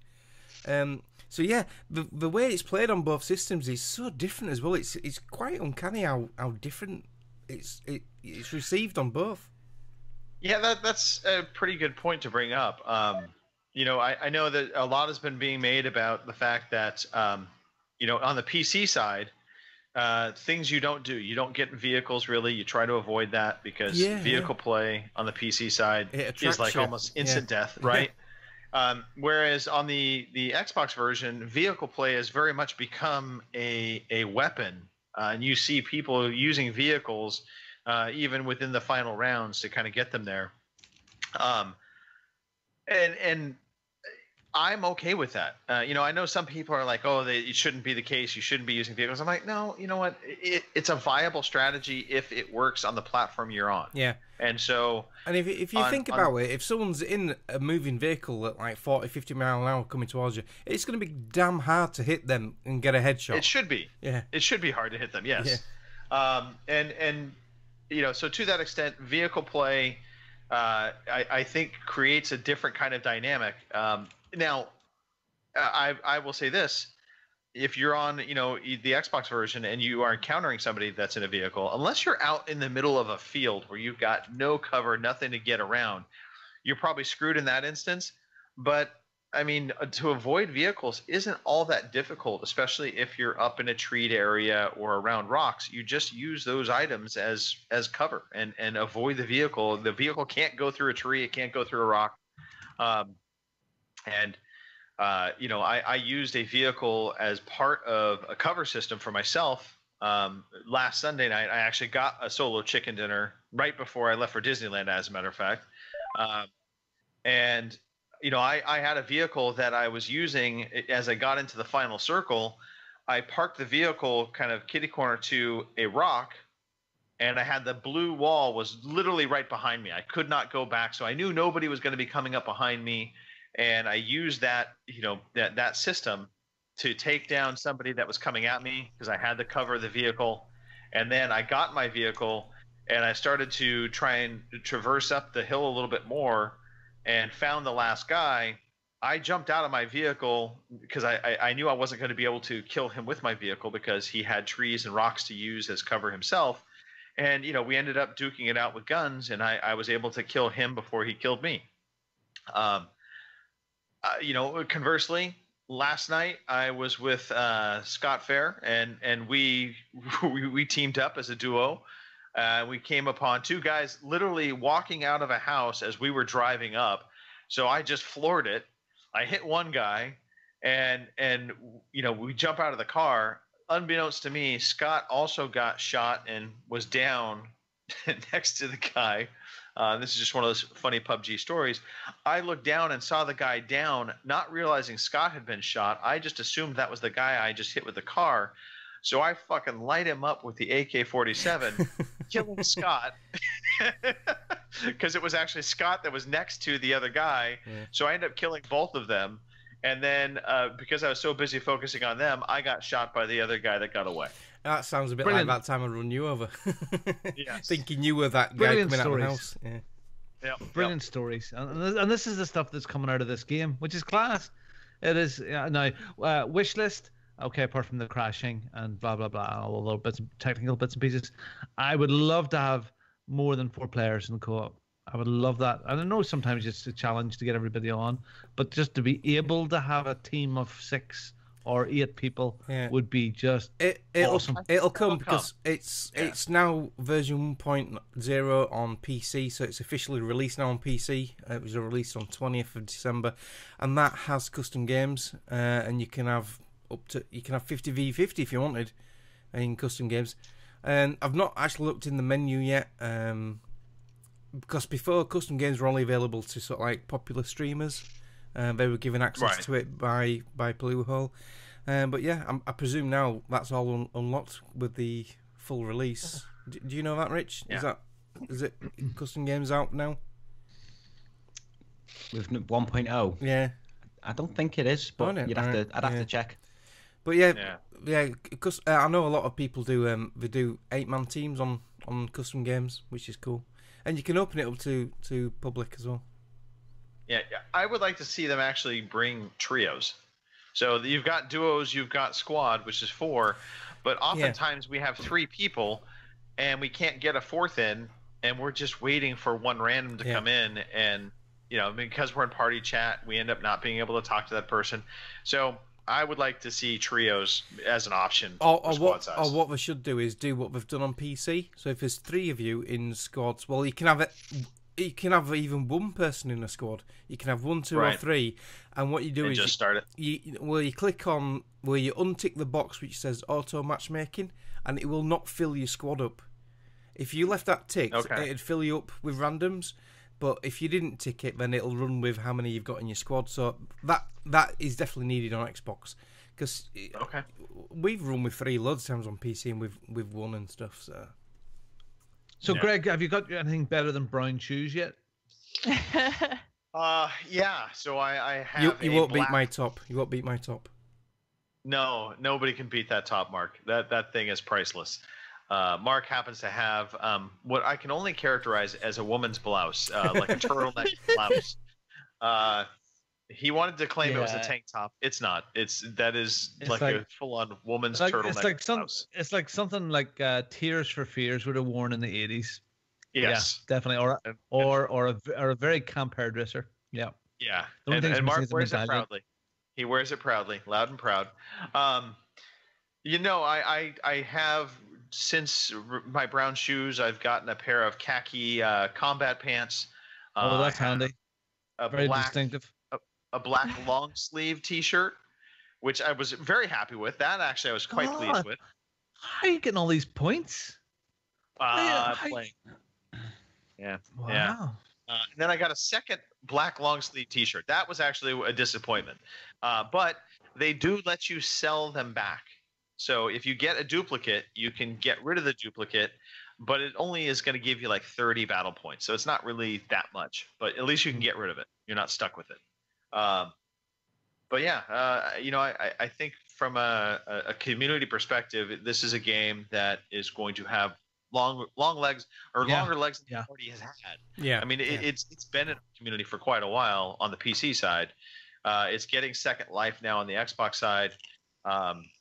I mean, Rich, are you still enjoying PUBG? I mean, we've been pretty quiet. I know we've been talking about the Xbox version, but I mean, The thing with PUBG is it's kind of like it's like World of Warcraft or Dota. It's like more than just, oh, this is a game I'm just gonna play. It's kind of like an experience, like A profession. yeah, because it's weird because like you play it, but you don't play it to win. You play it to just see how far you can get. Do you know what I mean?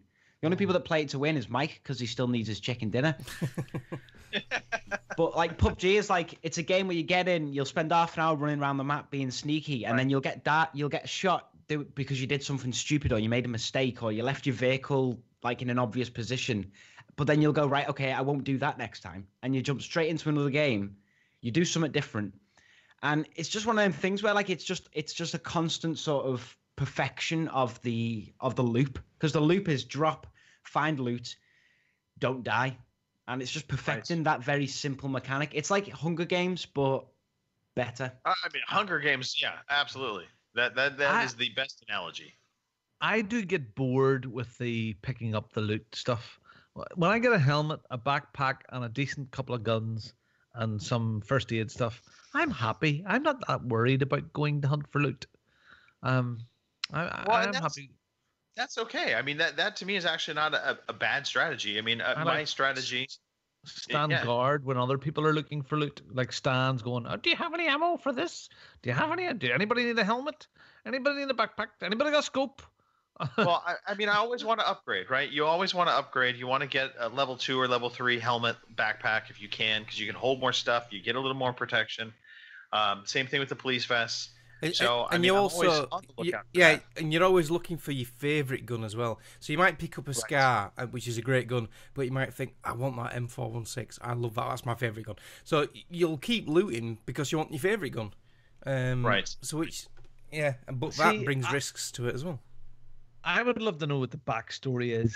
You know, like where did all the people go that happened to leave all those weapons and police vests and helmets behind? I mean, why did they leave a Red Bull energy drink in the middle of the floor? And do you know what I'd do? Right at the beginning, I would jump out of a plane before it even takes off and throw a grenade in and kill them all instantly anyway. So, yeah. Yeah. I mean, what happened? What is the backstory? What's the prequel to PUBG? it's got to be it'll be a Hunger Games type thing where people have all paid. It's a bit like what's that Van Damme movie? Westworld. Oh, no. Where they're hunting OAPs and they're giving them money for mech it. So it's that sort of thing. If you survive, yeah.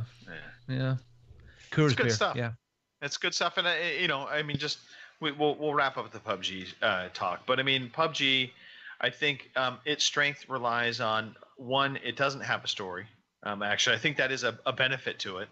But that it has this massive island that is so varied that every time you play this game, it is a different experience. You never feel like I'm playing the same thing over and over again. It just has a kind of very unique feel every time. Yeah. And I think that really is what keeps it from feeling static, because it is only one map. I mean, let's not forget. I mean, the PC does have another map coming, but right now the main game is one map, but it's gigantic, and it's like it's you varied. say, no two games are ever the same. Yeah. So There's so many we can variables. say PUBG for life, not just for Christmas. Yeah. Right. Yes. All right. Why don't we jump into some news? And I'm actually going to step away and use the bathroom. See, this is how we do this, Mark. I'm going to walk away, use the bathroom. I walked away last week, and you never saw me. I know. I still cannot believe that. So funny story. Last week's podcast, Mark tells us I've got to use the restroom, and we look up and we're like, well, when are you going to go? And Mark's like, I've already gone. He's like, I've been back for a while. Anyway, so Mark, take us into the news and maybe walk us through the news. Right, okay. Here is the fucking news. So while we're on about PUBG... He's getting told. You should have muted Greg before you went. Yeah, so while we're on about PUBG, there's a bit of PUBG news I wanted to add into there, because there's not much news today. So the new update on the Xbox One, which I think released yesterday, was it, Robin? They're calling this the first pass at improving visuals and performance. The patch notes listed on the PUBG forums describe this as a first pass improving the game's look and feel. It includes better anti-aliasing, less texture popping, and reduced lag. Since this is a first, presumably of many, updates to the Xbox One version of the game, these improvements may not be noticeable right away, or may only be marginal in terms of impact. That said, the game only arrived on Xbox One a week ago, so a 5 GB patch being pumped out this early shows the team isn't resting on its heels, which we did say before. Bastards! Bastards! 5 GB, 5 Robin. gig for me. That's to me, Rich and Kim. 5 GB. No, we just throw 5 GB away, don't we? Holy crap! True now. I'm out here in the man cave, and the other Xbox One vanilla is out here, and it hasn't been switched on since way before Extra Life. And I want to get it ready for Man Cave 4 so we can throw kids out here on Christmas Day as well. And there's a 3.8 gig patch for it, and it started about 1 o'clock today, and it finished about 20 minutes before this podcast started. 3.8 gig. That's like a life sentence to me. It's crazy. I just hate flipping updates. I hate gigs. I hate gigabytes. Gigabytes. It's lazy programming. They should be able to do it all in 56K. Really? So lazy. The only other news item is Apple now requires the developers to disclose the odds for loot boxes. If you've got a loot box type game with randomized rewards for purchase, the game offers it. You now have to disclose the odds of receiving the rewards promised, which I think is a good move, to be honest. It's a good compromise. That is definitely a good compromise, and I think we're going to see a lot of these publishers or platforms probably requiring something like this, and hopefully they're smart and they do require this, because I think this is going to help keep legislation out of gaming.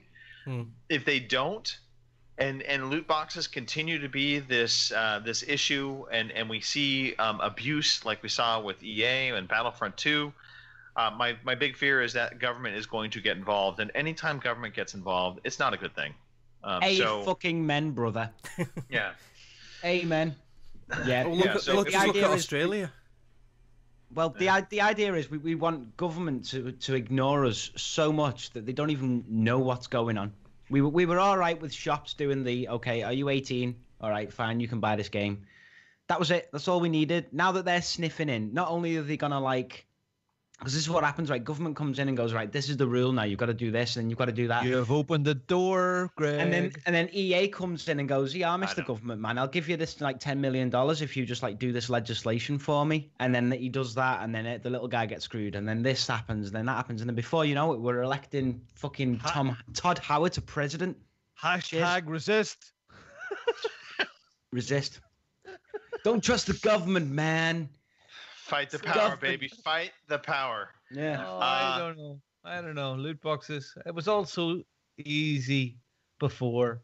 You Right. don't mind, you don't mind paying for a game.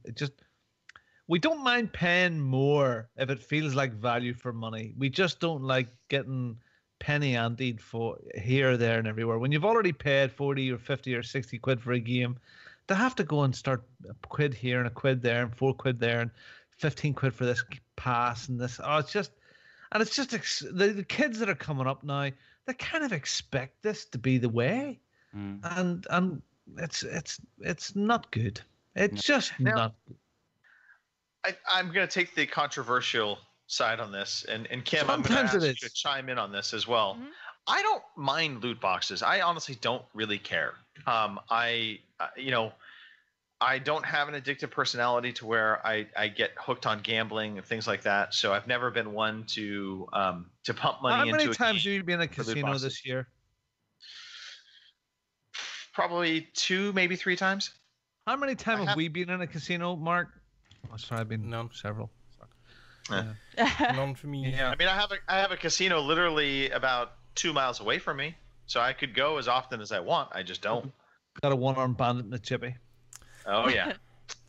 But I know where Greg's coming from, because if loot boxes are part of the game and you use in-game credits, like Forza, right? Because before Forza had loot boxes, they had the wheel spin. It's basically the same thing. It's exactly the same thing. It's a random loot chance, box. to get a car or money, in-game money. And I don't mind that as long as it's part of the game. When you start paying for them with real money, that's when it's a problem. No, hold on. I to take the stance. The way Mark is describing it, absolutely, I have no problem with that. But I also don't have a problem with a game that says, you can buy this with in-game currency, or you can pay real money to try and speed up and like the Battlefield battle packs. You could buy those to give you I a still better don't know about that. kit. If it's cosmetic, If it's five I quid for a BFG is wrong. if it's if it's cosmetic, BFG for 5 quid. yeah. If it's cosmetic, yeah, that's okay. But if it's giving a player advantage in multiplayer, I don't agree with it. And that is what you basically just said. Yeah, The Battlefield was an no. advantage. You're correct. You're correct. Can I just jump in? Right, I'm gonna play Yes. devil's advocate for Greg on this one, and it's not just because I bought the sniper shortcut kit for Battlefield 4, right? It's not just that. I can tell you now, right? I can tell you right now, hand on heart, buying that kit did not make me any better of a sniper. Yeah, I promise. that's true. Because I promise. All I now have is the better gun. Like, yeah, I promise you that now, is exactly it why I doesn't- got it. Yeah, It doesn't make me any better at the game. And the 'Cause- only reason I got it right was because my brother, who was very good on Battlefield, he headshots like a motherfucker, right? He was playing on my PC. We were having a gaming day, and he was like, "Oh, this rifle's shit, Rich." And it was like the first rifle with like 8 times, and I was like, "I don't play sniper, Dan," so I bought it, and he was playing it, and he was class. And then I was like, "Yes, I'm gonna play sniper now," because I don't know about you lads, but I'm kind of an engineer, and I sort of stick with that. yeah, Sometimes engineer assault, or maybe. medic. Yeah, Yeah, sometimes support, but I'm kind of an engineer, right? So when I do sniper, I'm like, right, I want to relax. I want to chill out at the back of the fields. No one going to bother me. And I'll just sit there and just snipe teeth all day. But I'm not very good. So now that I have the best gun, it makes me feel better, but it doesn't actually make me better. So that, like Greg said, is okay. But this is where, I'm just going to throw this out there now. This is where the problem with these microtransaction bullshit things comes in, is when Destiny 1 comes out with this specific feature, and then in Destiny 2 they say, oh, no, now you've got to pay for it. That's annoying. Because Sarah in the chat, I'll quote her exactly because it's very, very good. She says, as long as I have a chance to earn everything in-game with in-game currency, I'm fine with it. If you want to waste your money on something you can get for free, go for it. Yeah. So Amen, I agree Sarah. with that. That's Yep. 100% yes. Yeah. So, And then, do you know what, let me tell you this, right? Like I said, because I play engineer and stuff, right? I'm really good at that class, and I smashed all those unlocks because I'm good. I like playing it, and I played it all the time.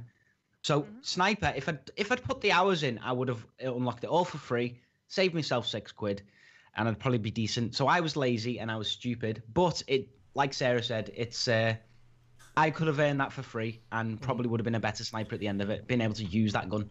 I did exactly the same on PS4 version of Battlefield 4 when it first came out, because I'm not good with a sniper, and when I did want to play as a sniper, the first gun you get is shit. So the odd times I did want to play as a sniper, I wanted a decent gun. So that's that's the But reason if I you got take it. a step back, is it not really fucking cynical that the guns should just be there as progression anyway?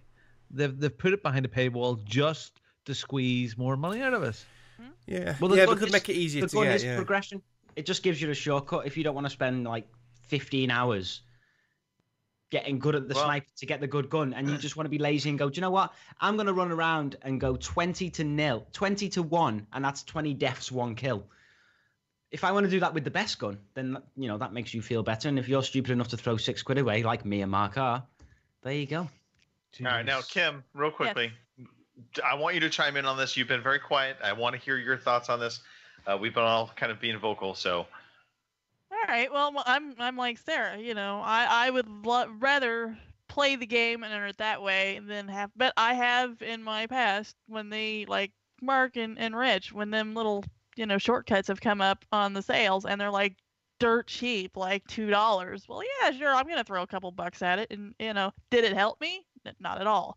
My bigger pet peeve even than this, like I said, I agree with Sarah, is the DLC. You buy the game for $60. The next thing you know, 3, 4, 5 months down the road, they've got DLC coming out, but even though you've bought the game, you still have to buy the DLC, or you have to buy the premium, whatever the thing is, if you want to play the maps. Oh, sorry. That bugs me more than that. I don't mind that as much as long as it's quality DLC. So if you finish the story, I would love to have Mass Effect Andromeda is not going to have any extra story. Yeah. I was so invested in that game. I would love there to be more story to that. So I feel shortchanged, and I would be happy for DLC for that, because if we remember in Mass Effect 2, some of the fantastic DLC there was for it. So it depends what it is. It's a case by case basis, I suppose, really. Yeah, because to Kim's point, one of the things that pissed me off to no end was what happened at the very beginning of really the 360 PS3 generation, where we had these DLC map packs coming out. Yeah, Modern Warfare. It split the player base, and you felt it wasn't even that you necessarily felt compelled to get it because the maps themselves were great. But oftentimes it was all your friends had bought the map pack. So suddenly for you to be able to play with them, you had to buy this map pack. Otherwise, you would get locked out of games. And that was even more offensive to me than anything that's gone on this past year, to be perfectly honest. I remember. Speaking of which, why is Modern Warfare 2 not on backwards compatibility yet? Why is it not being regened and re-out? Because that was my favorite one. I want it back. Well, I was just going to say, Modern Warfare 2 was one of the ones for me where it pissed me off because I didn't buy the map packs for that, and a lot of my friends did. And when we were playing together, it knew what map packs we've got, so you think it'd just pick the maps what it did was it put my friends in a game and kicked me out. Yeah. Exactly. You don't have this DLC, you need to buy it to play this. And it's Activision. And speaking of Activision, bastards, did Destiny 2 not get just raked over the coals like EA did? Because EA and DICE got killed for Battlefront 2, but Destiny 2, literally, they capped and were limiting how much experience you were earning in the game to basically force, the progression to slow. God damn it! That's as nearly as bad as somebody slowing down your phone because it's old. God damn it! Who would do that? Mate, I agree, right? So for anyone who doesn't realise, okay, the EA stuff, in Battlefront 2, when people twigged that you had to spend like 40 quid or something to buy Vader in like cumulative points and stuff, EA was like, all right, soz, we'll take that out. We'll make it so you don't need as many points in the game to unlock Vader, so it won't take you 40 hours. But then they lessened the amount of points you earn. So it was exactly the fucking same, and that's exactly what happened with Destiny, wasn't it? What they were doing was... Destiny was doing behind the scenes. Nobody knew about it. Yeah, you were grinding, and it was like... it was like, okay, I'll do this raid or whatever for 10 hours. Oh, I'll get all the points doing this. But people didn't realize, because at the time, when you saw your skill points, it was showing up the correct number, but it was only giving you a fucking smidge. Right. And then Bungie comes forward and they're like, oh, oops, sorry. We admit we were doing that. Well, we're not going to do that anymore. Yeah. And it was just like it was all forgiven. But EA DICE got raked over the coals over their situation, but somehow Bungie got a complete pass for that whole situation. And to me, that situation was just as bad as Battlefront 2. I agree. Yeah. Why can't people be like, listen, right, do you remember back in the day where your game would come out and then it'd be like a year later, it'd be like, oh, guys, do you know what? This game that you stopped playing for a little while because it got a bit boring, here's like an expansion pack to get you back in the game. You know, it's $10 or it's $20. It's an extra 40 hours of gameplay. You know, it's going to be another 3 years before the next game comes out. So this will tide you over. Now it's like, right, okay, how many DLCs are we going to get? And they're like, well, I'm not sure yet. How do we choose? And it's like, well, the game's not coming out for another 5 years. So let's make sure we have about 10 in plan ready just in case. Why? You know, The Witcher, all their DLC, right? Most of it was free, wasn't it? No. And then the big stuff. Well, but the two big ones were payable. The big stuff the two big ones were well, they were worth the money. Yeah, they came out. Exactly. They were reasonably priced. They were expansion packs at expansion pack rates. With new locations as well in the second one. Yeah. It reminds me, right, of like the horse armor times. Because before Oblivion, Morrowind had two big expansion packs, right? In fact, okay, this is every Elder Scrolls game since Morrowind, right? You've got Morrowind. Morrowind came out on PC, for anyone who can't see. I'm showing the game. Morrowind on PC. And then Tribunal came out as an expansion pack. And then Blood Moon came out as an expansion pack. But also, they had about 7 free little add-ons that you could download off their website. Back in the day, you had to download off their webpage. Then Oblivion came out, which is there. And everything was paid. Nothing was free at all. Yeah. Not a single piece of DLC I don't think was free. And then Skyrim came out and they were like, all right, let's and just think, do some free updates. Between, when they first came out and the newer one, the Oblivion, came out, they probably sold loads more copies of Oblivion than they did of the other ones. So the cut just got bigger and bigger and bigger. And that's totally. It's a slight to them. It's just they moved with the times like everybody did. But what the game developers didn't realize was that's not what we wanted. We don't mind paying, like, for example, I'm telling you now, Blood Moon, right? This expansion pack is worth every penny. In fact, it's probably better than the original Morrowind game, this expansion pack, right? But we don't get stuff like that anymore. We get, 3 maps, or we get, oh, this is a new sword, or we get fucking, here's how to build a house. Yeah. Here's a motorbike for Zelda. Yeah. Well, I will say this. I will say this in terms of, most DLC and microtransactions these days is focused in and around games that have multiplayer in them.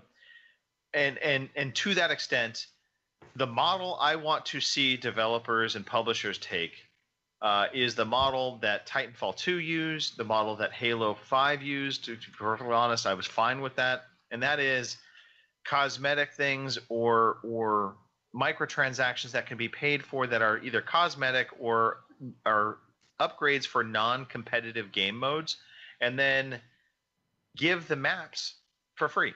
So Titanfall 2 is a great example of really probably the best example of a game doing it right. Every map that came out for that game was free, but they had microtransactions. I think I can speak for us, all of us boys, to say that we love cosmetics. Well, yeah, I don't have a problem with cosmetics. I mean, if you want to pay to have lipstick on your soldier, go for it. That's okay. Yeah. Guys, listen, right. The thing is, the thing is, Valve picked up on this years ago, like 10 years ago, right? And because the PC market was being ignored until recently, now the PC is like massive again. But that's probably because like the PS4 and the Xbox One are essentially just PCs now. Everything's the same. But back in the day, 10 years ago, right, Valve picked up on the idea, right, okay, Team Fortress 2, let's do constant like weekly updates, free maps, free content. And then at some point they were like, how do we make extra money? I know, people can buy hats. All right, Yep. cool. Yep. Why?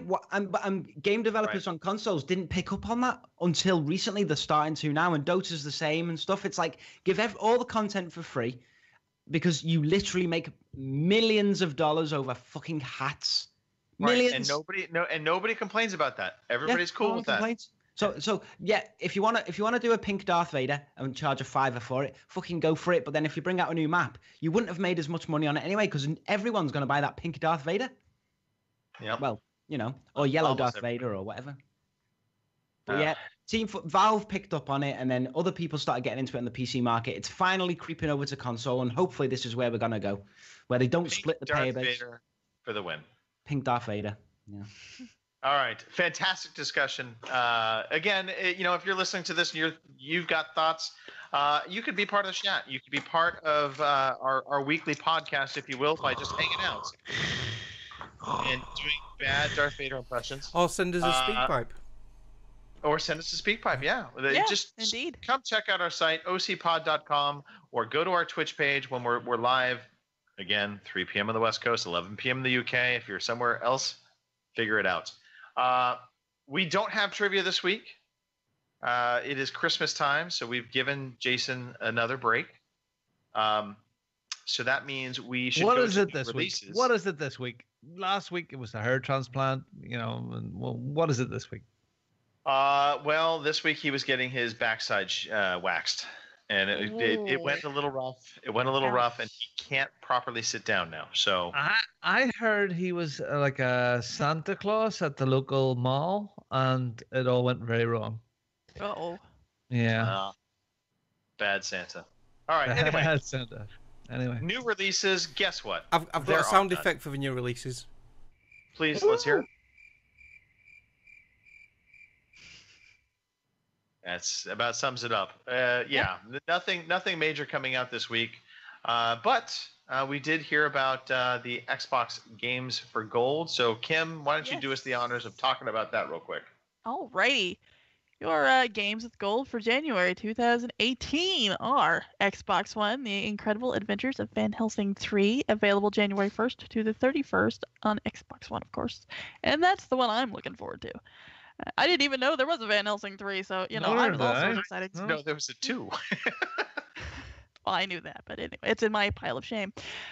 We also have Zombie. That'll be available January 16th to February 15th on the Xbox One. And then on the 360, which will also be backwards compatible, we have Tomb Raider Underworld, available January 1st through the 15th, and Army of Two, available January 16th through the 31st.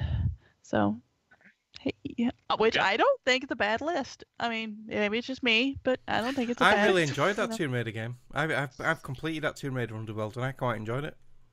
Really? Is it not all like pixelated tits, like pointy tits? Is like Madonna jobs? No, it's really or good. Is it better? And I even played a DLC for it. It was loves good. the pixelated It's got a good story as well. I like Underworld. Really? It's not I haven't Underworld played as it, in so- Coronation Street. No, it's proper Underworld. So is it worth getting, Mark? Yeah, for free. Yeah, absolutely. yeah. I played it on 360 years ago, and I really enjoyed it. Really enjoyed it. In fact, I'm sure I've talked about it on the podcast. I don't think it's that strong a list. I mean, Zombie was that Wii U game. I bought yeah. Zombie. I bought Zombie, and I don't Yes. like it. Yeah, it is. It's not the greatest of games. It's an okay list. It's too hard. But look, anybody thinking that they're going to be getting great games during Christmas time on the gold, Games with Gold or PlayStation Plus, I think you're going to be disappointed because the realities are that they want you, the gamer, to buy the newer stuff for Christmas time, so they don't want to be giving away great games during really high holiday season sales periods. I'm going to say that there's a they'll lot of save sales that, on as yeah. well, yeah. That's why they'll the save sales that. are on. Yeah, they'll save that for March and April when it's slower. Yep. So Build it all up right, to speaking E3 of to slower, build up numbers, yeah. Yeah, speaking of slower, Robin, we need to talk. Uh-oh. Uh-oh. Again? I'm sorry. I didn't mean to. I'm sorry. I'll never do it again. I'm sorry. I didn't mean to. Oh, sorry. Please. I know what I said on Veteran Gamers last night was maybe bad towards you, but I didn't really mean it. It was in jest. I'm not going to sash you not tonight, but Robin, the YOLG is slowing down. God. It is. We're at the very end of the road, so to speak. Yeah. So, Going to be recording a 30 minutes on the off week there in between Christmas and New Year. So look forward to that. Yeah, it is. Yeah, but it doesn't matter. It doesn't matter because Victory Achieved will carry on. And what Victory Achieved is you finish a game to the credits, take a selfie of yourself with you and Santa Claus. You get bonus points for Santa Claus. And you tweet that off to @OC_podcast and we put you in the draw. We're going to draw it at the end of, well, next week probably. Next Saturday would probably be a very good time to draw that. And you could win $20 or 15 quid gift card for PSN, XBL, or Steam, or Switch, or Alcoholics Anonymous, or anything you want. You know, really, we'll put money to whatever you want to. We'll sponsor you to do whatever. Whatever you want that money for, we'll sort it out. But that money would be yours. And this week, people have completed some games. Caliburn M has completed Titanfall 2 and Assassin's Creed off his log list. And Dastardly Jabby, he finished Call of Duty World War II.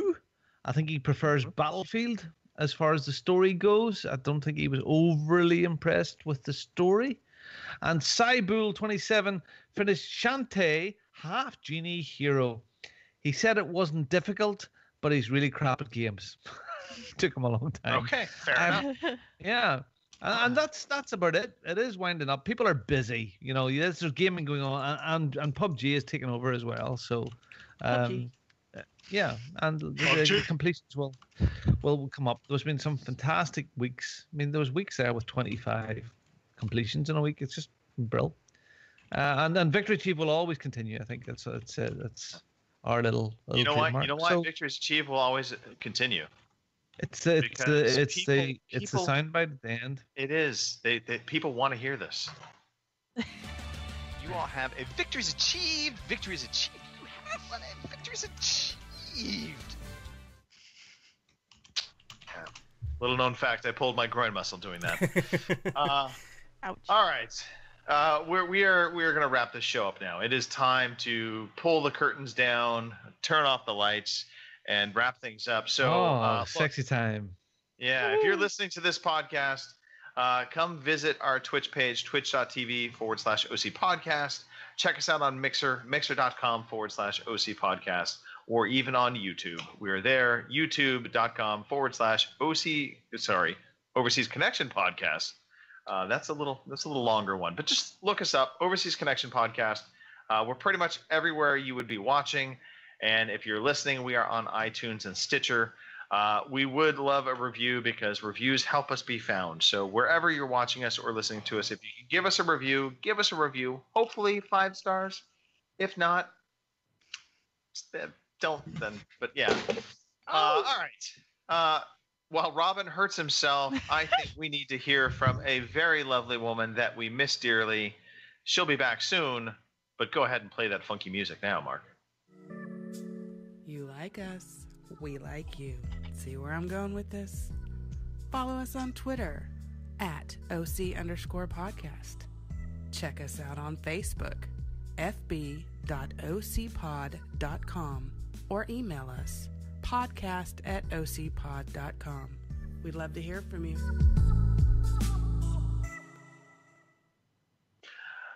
All right, so we're going to do shout-outs. This is supposed to be a speed round, so make it fast, make it quick, pass it along to the next person. Kim, go. I would like to thank you guys and wish you all a Merry Christmas. I would also like to thank our shatters today, and we've had a few. We have Andy BG 1973, Baron von Glauer, Faye Gwent, Martin, Poke Poo RCGC, M Brashler was in there. We've had quite a few. It's been a lively bunch. So Merry Christmas to you all as well. How about you, Mark? I want a big shout out to Rich. Happy birthday, Rich. It's now your birthday. You are officially old. I want to wish all our listeners and viewers a very Merry Christmas, and we'll see you for the New Year episode next week. Robin? Happy Christmas, everybody. Hope you have a great time. And on Christmas Day, you open everything up, and it's lovely, and it's what you expected. And I really hope you get lots of really nice stuff. But most of all, family. Family's great. So if you can have family that you don't hate completely, and even if you do hate them completely, reach out to them. For those who saw Al Murray last night on the TV, family. And yeah, like And remember your neighbours. So you've got elderly neighbours, knock their door, give them some shortbread, or make sure they're okay on Christmas Day if they're alone. Reach out to someone. Happy Christmas, everybody. We'll see you next week. And thanks for listening. Richard. Merry Christmas. And at Christmas, sometimes it can be quite lonely. I tweeted this the other day. I apologise for my voice. I've just been coughing. I'm not trying to do dramatic effect. God, you're so sexy all of a sudden. Sometimes it gets really lonely at Christmas, and the best thing to do is go on Steam right now and purchase the Half-Life collection, which includes Half-Life 1, Half-Life Source, Opposing Force, Blue Shift, Team Deathmatch, Half-Life 2, Episode 1 and Episode 2 for £1.57. That's Christmas. That is merry cheers. So thanks a lot, guys, and happy birthday to me. Cheers. All right. Well, thank you to the four of you for joining me today on the podcast. It's great to podcast with you guys. I don't think we've had a podcast this big in quite some time, so lots of fun. Rich, a very special happy birthday, and again, congratulations on the engagement. Doing it right, my son. Very good. Shout out to our shatters and our listeners. Again, we, as Kim noted before, we do this because one, we like to hear ourselves talk, but we also really do like to entertain our friends and family. And part of that is putting on a podcast on a weekly basis. I want to shout out some new followers on our Twitch channel. We've got Pool Guy 39, Support for Support. Skullduggerer is following us once again. Thank you, Skullduggerer. Ted Duvet. Sumu99 and Fabulous Cool Hand. All of them subscribed. We thank you for following us, and hopefully we have entertained you enough that you will keep watching us and hang out sometime, play some games. Most importantly, as I think everybody has said, Merry Christmas. Have a fantastic Christmas time with your family and friends. We look forward to talking to you in the new year. And Nicole, we miss you. We love you. And Fraser Moo and Stan Moo, thank you for lots of laughs over the past week in PUBG. And that is it. I'm done. Let's put the end music on. Happy Christmas to you. Oh, it has to be Run DMC. Please, let me Run DMC. Yes.